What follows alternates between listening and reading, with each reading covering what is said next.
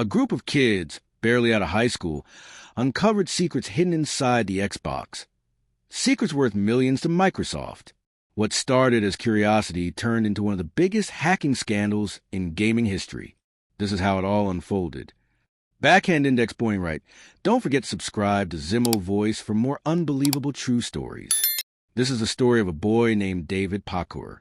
At the time of these events, he was only 22 years old, a young man standing at the fragile edge between youth and adulthood, a stage where most are still figuring out who they are and what they want from life. David's appearance was striking. He had long, shoulder-length blonde hair, the kind of hair that made him noticeable even in a crowd. People often describe his look as somewhere between a rock musician and a rebellious college kid, someone who didn't fit neatly into society's boxes. On the surface, he was like many others his age, restless, curious, and hungry for something beyond the ordinary. But deep inside, David was different. He carried within him a fascination for the hidden, a desire to peek behind the curtains of the world and discover secrets that most people never even knew existed. Growing up in the digital age, computers had always been a part of his life. While his classmates used them for games, assignments, or casual browsing, David saw them as gateways, portals into unexplored universes. He wasn't satisfied with what was shown on the screen. He wanted to know what lay behind it, how it all worked, and how far he could push the boundaries of technology. This obsession didn't come from greed or a thirst for money, at least not at first. It was born out of curiosity, an endless desire to test the limits of what could be done. And as the years went on, this curiosity began to take him down a path very few dared to walk, into the darkest corners of the internet. The internet most of us know, the one filled with social media, news, shopping sites, and streaming platforms, is only the surface. Beneath it exists a vast, hidden layer known as the dark web. It is a place of shadows where anonymity reigns and where some of the most forbidden activities in the world are carried out. It was here that David found both his playground and his battlefield. By the time he was in his late teens, David had already developed a reputation among small online groups. He was clever, resourceful, and fearless. While others hesitated to cross certain lines, David would step boldly into the unknown. It was his daring spirit that eventually connected him with a handful of others who shared his hunger for discovery. They weren't professional criminals at first. They were just kids, young, intelligent, restless minds from different parts of the world. Yet together, they began to test their abilities, breaking into systems not for money, but for the thrill of it, for the satisfaction of knowing they could. But the line between curiosity and crime is thin, and once it's crossed, there is rarely any turning back. As their skills grew sharper, so did their ambitions. What started as small experiments soon turned into major intrusions. They hacked into corporate databases, uncovered hidden files, and even managed to access government prototypes, things no ordinary citizen should ever be able to see. At first, it was exhilarating. They laughed, they bragged, they felt invincible. But with every success came a new danger. The deeper they went, the more powerful the enemies they made. And soon, what began as a game would evolve into something far darker, something that would place David and his friends in the crosshairs of the world's most powerful agencies. This was no longer just about hacking. This was about survival. At first, David and his companions felt untouchable. They would sit behind their glowing screens late into the night, oceans apart yet connected by lines of code and encrypted chat rooms. Their keyboards became weapons, and every line they typed opened doors that were supposed to remain sealed. One night, they managed to infiltrate a corporate system belonging to a major electronics company.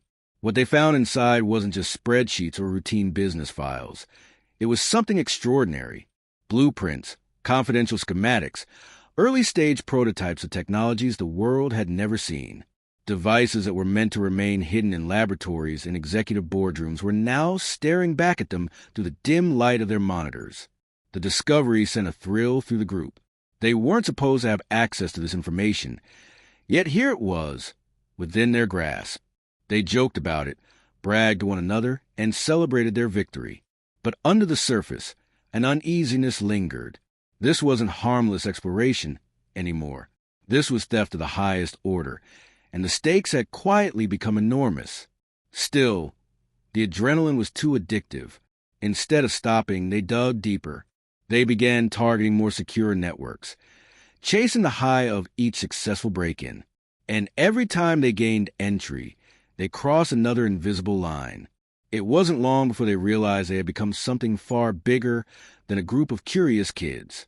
They were no longer explorers. They were outlaws. And with that realization came the first cracks of fear. What if they had gone too far? What if someone, somewhere, was already watching them? Unknown to David and his crew, they were right. Governments across the globe had already begun tracking unusual breaches. Each digital fingerprint they left behind, no matter how small, was being collected and cataloged. They believed themselves to be shadows, but in truth, they were leaving trails. Trails that the most powerful investigative agencies in the world were beginning to follow. Do you want me to continue this build-up with their paranoia growing and law enforcement? At first, the danger wasn't obvious. Days passed, then weeks, and still no sign of trouble. David and his companions convinced themselves that they were invisible, that their skills made them untouchable. The laughter returned, the sense of invincibility grew stronger, and their hunger for bigger challenges only intensified. But deep inside, unease began to take root. One of them, an older member of the group, voiced what everyone else had secretly begun to feel. We're not the only ones out here. Someone is always watching. Those words stuck with David. Even as he typed lines of code or cracked into secure files, the thought would flicker across his mind. What if this was a moment they were caught? What if their screen suddenly went black, not because of the system crash, but because someone had finally traced them? The truth was, powerful forces were watching. Cyber divisions within government agencies had started piecing together unusual intrusions across different countries. At first, the pattern seemed unrelated, an unexplained leak of data here, a suspicious breach there. But as the months went by, the puzzle became clearer. These weren't isolated events. They were connected, orchestrated by a hidden group of young hackers who had unknowingly attracted the attention of agencies far larger and far more patient than they could imagine. David, however, remained in denial. He clung to the belief that technology was a shield. They used VPNs, proxies, encryption tools, and dark web channels. To him, this was an unbreakable wall. But technology is only as strong as the human behind it. And humans always make mistakes. It started small. One of the group accessed a secure network from a personal computer. Another reused an old password in a new system. Tiny errors, the kind that didn't seem dangerous in the moment, but when pieced together, became breadcrumbs leading straight to them. By now, the group had crossed so many boundaries that retreat was no longer possible. They were sitting on stolen files, confidential blueprints, and traces of their digital fingerprints scattered across countless systems. Every keystroke, every login attempt, every message left a mark. And though they didn't know it yet, a storm was already forming on the horizon. David's journey was about to shift. What once felt like a game was now a matter of survival. Because once the world's most powerful agencies put your name on their list, there is no safe corner left to hide in. The storm that David and his friends feared was no longer just a distant possibility. It was real, and it was growing closer with every passing day. Late at night, when the glow of his monitor was the only light in his room, David would sometimes catch himself staring into the darkness, listening to the silence around him. Was it just silence? Or was there something more? Footsteps outside, a car parked a little too long across the street, a strange click on the phone line? Paranoia was sinking in, the kind of paranoia that eats away at the mind, turning every shadow into a threat. Meanwhile, far away in secure government facilities, his name, or at least his online alias, was already flashing across briefing screens. Investigators had begun to map the intrusions, drawing lines and connections. They didn't yet know exactly who David was, but they knew he was talented, daring, and reckless. And most importantly, they knew he would eventually slip. Every hacker does. Inside the group, cracks widened. Some members wanted out. They argued that they had gone too far, that the risks outweighed the thrill. Others, including David, felt unstoppable.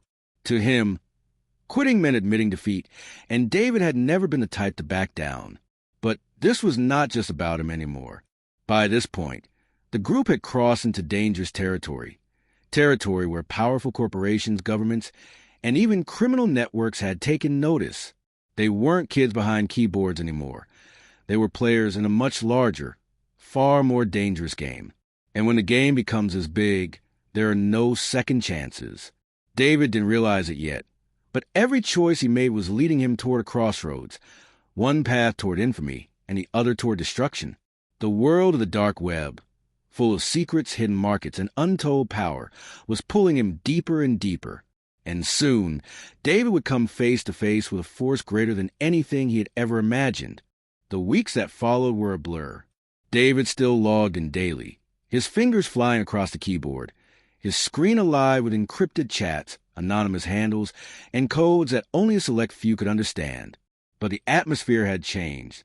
What once felt like freedom now felt like surveillance. Every message could be a trap. Every request from a buyer could be a setup. One night, while combing through darknet forums, David stumbled across a thread that chilled him to the bone. It was a simple post, anonymous, with no replies. But the words were direct. "You are being watched. Be careful." He stared at the screen, unsure if it was paranoia playing tricks on him, or if someone out there truly knew who he was. In truth, investigators were getting closer. They had begun analyzing the smallest mistakes. A reused handle, a slip in an old email, a login from a careless connection. Tiny cracks in David's wall of anonymity were now being pieced together. The circle of friends that once stood beside him was disintegrating. Some had disappeared, vanishing from forums and chats without a trace. Others whisper about people being caught, their computers seized in midnight raids. But David, he kept going. Driven by equal parts ego and denial, he convinced himself that he was smarter than them all, that no one could ever truly catch him. Yet with every click, every message, every transaction, he was feeding the very trail that would one day lead straight back to him. Because in the world of the dark web, one truth remains constant. No one stays hidden forever. No one stays hidden forever. David just didn't want to believe it. The deeper he went, the more he convinced himself that he was untouchable. His VPNs, his encryption layers, his hidden wallets, all of it gave him a false sense of invincibility. But the truth was simple. The net was tightening. Behind closed doors, task forces were forming. Cybercrime units in Europe, the FBI in the United States, even financial watchdogs in Asia, all had fragments of information pointing in his direction. They didn't yet know his face, but they had enough to know he existed. He had become a ghost with fingerprints, and ghosts with fingerprints don't last long. For David, the cracks were becoming harder to ignore.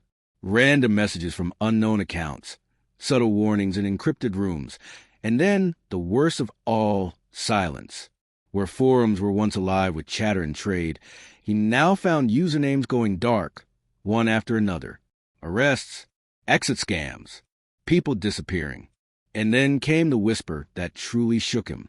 They're building something bigger. They're not just after the small fish anymore. They're after the empire. At first, David brushed it off as rumor, paranoia fueled by fear. But soon he realized this wasn't just noise.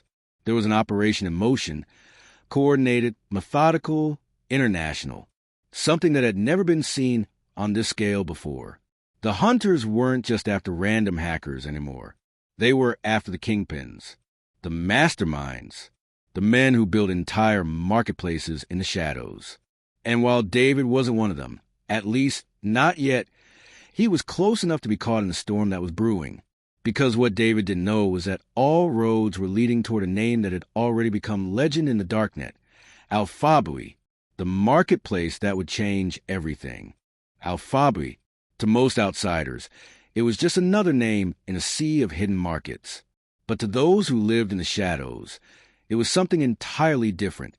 It was the empire, the beating heart of the underground economy, the place where money, power, and fear converge in ways that no one on the surface could ever imagine. By the time David heard of it, Alphabui had already become unstoppable. Drugs, weapons, stolen identities, hacking tools, anything and everything had a price, and on Alphabui, business was booming. It was sleek, efficient, and professional. not the messy, glitch-ridden forums David was used to. Alphabi felt polished, like Amazon for criminals. Buyers left reviews, sellers competed for ratings. Disputes were handled by moderators. It wasn't chaos anymore. It was organized crime, digitized and streamlined. And behind it all was a ghost, a figure known only as Alpha 02. To David, Alpha 02 was more than just an alias. He was a myth, the kind of legend every small-time hacker dreamed of becoming. A man who had built a kingdom on anonymity, money flowing in by the millions, untouchable and unseen. David began to follow Alphabi more closely, almost obsessively. He watched how the site expanded, how competitors crumbled, how Alphabi stood tall while others fell. It was intoxicating. Proof that the digital underworld wasn't just a playground. It was a new world order. But what David didn't know, what almost no one knew, was that Alphabi wasn't as invisible as it seemed. Behind the curtain, law enforcement agencies were quietly circling. The FBI, the DA, Europol, 7 countries, pooling resources, watching, waiting. And they weren't just hunting Alpha 02. They were building something far bigger. A trap, a global operation, unlike anything the dark web had ever seen. And soon, David, like thousands of others, would be caught in the ripple effect of the greatest takedown in darknet history, the beginning of Operation Bayonet. Alphabi kept growing. Every single day, thousands of new listings appeared. Cocaine, heroin, counterfeit passports, zero-day exploits, stolen credit cards. It was bigger than Silk Road, faster than Evolution, and smarter than Agora. By 2016, it had become the undisputed king of the darknet markets. Estimates suggested it was moving hundreds of millions of dollars in Bitcoin annually. And yet, most users thought they were untouchable, hidden behind Tor browsers, fake accounts, and encrypted chats. But governments had learned from past failures. The mistakes made with Silk Road and Ross Ulbricht would not be repeated. This time, the FBI, DEA, IRS, Europol, and law enforcement from 7 different countries came together in secret. They called it Operation Bayonet. And the mission was simple: infiltrate, dismantle, and expose the empire of Alphabi. Agents began quietly mapping the structure of the site. They identified moderators, tracked vendors, analyzed patterns in cryptocurrency flows. Every transaction left a trail, and even the most skilled cybercriminals made mistakes. Meanwhile, David and his circle of underground friends were watching Alphabi like fans at a gladiator arena. To them, it wasn't just a marketplace. It was a symbol, proof that the underground would always thrive no matter how many Silk Roads or black markets got shut down. But paranoia began to creep in. Vendors noticed strange buyers who asked too many questions. Some accounts seemed too clean, too perfect. Whispers of infiltration started spreading through forums. David dismissed it at first. After all, the darknet had always been full of paranoia. Everyone thought the FBI was watching them. But deep down, he knew something was different this time. Alphabi wasn't some small-time market. It was the main stage. And the bigger the empire, the harder the fall. In July 2017, the hammer dropped. Without warning, Alphabi went dark. No login, no listings, no messages. For thousands of vendors and buyers, millions of dollars in cryptocurrency simply vanished overnight. Panic spread like wildfire. Forums lit up with accusations. Exit scam, hack, government seizure. Nobody knew the truth. But behind closed doors, the truth was far more dramatic than anyone imagined. Because Alphabi's king, the ghost they all worshipped, Alpha 02, wasn't a ghost at all. He was a man. And the FBI had found him. His real name was Alexander Kazes, a Canadian citizen, just 25 years old, living in luxury in Thailand. Ferraris, Lamborghinis, mansions, all bought with Alphabi money. For years, he had played the part of the untouchable kingpin. But it was a single mistake, a tiny slip, that gave him away. And when the agents closed in, the empire of Alphabi collapsed with him. Alexander Kazes had always been careful. He used encrypted messaging, proxies, VPNs, and the Tor network. He avoided public appearances and let Alphabi Smith grow while he lived quietly in luxury. But no matter how smart he thought he was, nobody escapes their own ego forever. One day, while communicating with a user, he slipped. The welcome email from Alphabi support contained his personal Hotmail address. It was an oversight so small, so seemingly irrelevant, that most people wouldn't even notice. But for FBI cyber agents, it was a thread worth pulling. That thread unraveled the entire tapestry, cross-referencing metadata, following blockchain transactions, and using information gathered from international partners. Investigators zeroed in on Kays's real identity. And once they had it, everything else fell into place. They tracked his wealth. They saw the exotic cars, the houses in Thailand, Cyprus, and Antigua, the endless luxury. It was a lifestyle of a man who thought he had won the game. But law enforcement wasn't just watching. They were planning. In July 2017, Thai police, working with the FBI and DEA, staged a coordinated raid. They moved in at the exact time Kays's logged into his laptop as Alpha 02. That detail was crucial. If he had logged out, encryption would have protected everything. But with the laptop open, investigators had full access to the digital empire of Alphabi. Servers, passwords, wallets, transaction logs. It was like storming the gates of a fortress and finding them wide open. Kays's was arrested. The news shocked the underground. The man they thought was untouchable, the legend they had worshipped, turned out to be a young Canadian flaunting his wealth in Thailand. And within days, the empire crumbled. Alphabi's servers were seized. Millions of dollars in cryptocurrency were confiscated. Thousands of vendors were exposed. And buyers, who thought their privacy was absolute, suddenly realized their messages were sitting in FBI databases. The darknet community went into chaos. Some accused Kays's of being careless. Others claimed Alphabi was always a government trap. But no one could deny it. The golden age of darknet markets had just taken a devastating blow. For David and his circle, the takedown felt like an earthquake. If Alphabi could fall, if Alpha 02 himself could be caught, what did that mean for the rest of them? Their bravado, the belief that they were always one step ahead, was beginning to fracture. But the story of Alphabi didn't just end with a takedown. Because what happened to Alexander Kays's after his arrest sent even deeper shockwaves across the underground world. Just days after his arrest, the headlines changed. The mastermind of Alphabi, the man behind billions in illegal trade, was found dead in his Thai jail cell. The official story was simple: suicide by hanging. A young man, facing extradition to the United States, had taken his own life.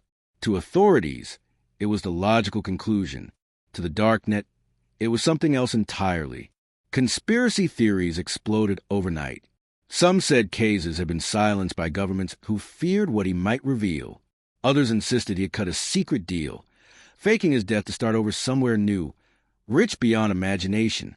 And then there were those who believed Alphabi itself was never real, that it was a long-running honeypot designed to entrap criminals worldwide. No matter the truth, one thing was certain: the fall of Alphabi's shattered illusions. If Kays's, the so-called king of the darknet, could be caught, exposed, and erased so quickly, then no one was safe. For David, the news felt like a death sentence. Alphabi had been his compass, his guiding star. And now, not only was it gone, but its ruler had vanished in a cloud of suspicion and unanswered questions. The fallout was immediate. Other darknet markets tried to step into the void. Handsome Market, Dream Market, but trust had been broken. Every transaction carried the weight of fear. Was the site real, or was it another trap? Was that vendor legitimate, or an undercover agent? David's crew spent sleepless nights debating what to do next. Some argued they should quit while they still had time. Others, blinded by greed, believed the fall of Alphabi only meant opportunity. Less competition, more room for them to rise. But none of them could ignore the larger picture. Operation Bayonet wasn't just about Alphabi. It was a signal to the world that governments weren't powerless. They were patient. They were watching. And when the time was right, they would strike. The darknet was no longer a kingdom. It was a battlefield. And David, whether he liked it or not, was standing in the middle of it. When Alphabi collapsed, chaos spread across the darknet. like wildfire. Vendors and buyers scattered, desperate for a new home. And almost overnight, a flood of them migrated to Hansa Market. On the surface, it made sense. Hansa was already one of the biggest competitors. It had a solid reputation, a loyal user base, and now, with Alfabi gone, it was perfectly positioned to take the crown. But what no one knew, what almost no one could even imagine, was that Hansa was already under police control. Dutch investigators, working quietly with Europol and the FBI, had secretly seized Hansa's servers weeks before Alfabi's takedown. But instead of shutting it down, they kept it running. Every login, every message, every Bitcoin transaction, all of it was being monitored. It was the perfect sting. When Alfabi users fled, thinking they'd found safety, they walked straight into the hands of law enforcement. In just a few weeks, investigators captured the data of tens of thousands of users, vendor profiles, shipping addresses, conversations about orders.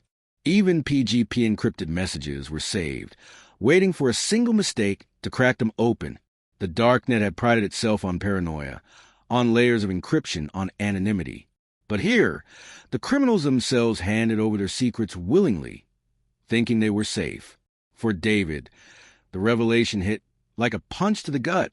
He had considered Hansa. His crew had debated moving there, setting up new accounts, building a presence. The only thing that stopped him was hesitation. The tiny voice in the back of his head whispering that something felt wrong. And now, watching the news unfold, David realized just how close they had come to walking into the trap. One wrong move, and his name, his location, his crimes, everything would have been logged in a police database. But the victory for law enforcement was more than just names on a list. It was psychological. The darknet was supposed to be untouchable. It was supposed to be the last place of freedom. And now, it looked vulnerable, weak, even laughable. Governments had proven they could infiltrate, outsmart, and outweight the very people who thought they were invincible. And for David, that realization cut deeper than anything else. The game wasn't about who was smarter anymore. It was about who was patient enough to wait for you to slip. And David, he knew his luck wouldn't last forever. The exposure of Hansa Market sent shockwaves deeper than Alfabi's collapse ever could. Alfabi's fall had been dramatic, but at least it felt like a single mistake, a single man undone by his carelessness. But Hansa, that was different. This was proof that the enemy wasn't just outside the gates. The enemy could be inside the fortress, running the kingdom itself. Suddenly, paranoia consumed every corner of the darknet. Forums that once buzzed with activity went quiet. Trusted vendors vanished overnight. Some disappeared because they feared arrest. Others because they already had been arrested. Every new market that popped up was immediately questioned. Was it real? Or another government honeypot? A digital spiderweb designed to trap the desperate and greedy? Even encrypted chat rooms, once considered safe havens, became battlegrounds of suspicion. Accusations flew. Longtime allies turned on each other. The old codes of loyalty and trust meant nothing now. And for David, that fear became suffocating. He found himself staring at his computer screen for hours, unable to move, unable to decide. Should he log in? Should he delete everything? Every click felt like a risk. Every message felt like a confession. His crew fractured. One friend vanished completely. His accounts wiped clean. Another insisted they should stay in the game, convinced they could still make money if they were careful. But David couldn't shake the image of Hansa, the digital trap waiting with its mouth wide open. And then came the knock. Not on his door. Not yet, but on the door of someone he knew. A low-level vendor, small time, but connected enough that David's name might be buried in one of those chat logs. Word spread quickly. The guy had been arrested. Computers seized. Family questioned. The police had everything. And David realized that it was no longer about profit.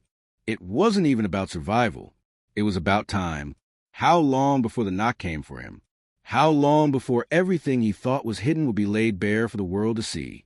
The darknet wasn't a kingdom anymore. It was a graveyard. And David felt the dirt closing in around him. David couldn't sleep anymore. Every creak in the floorboards sounded like footsteps.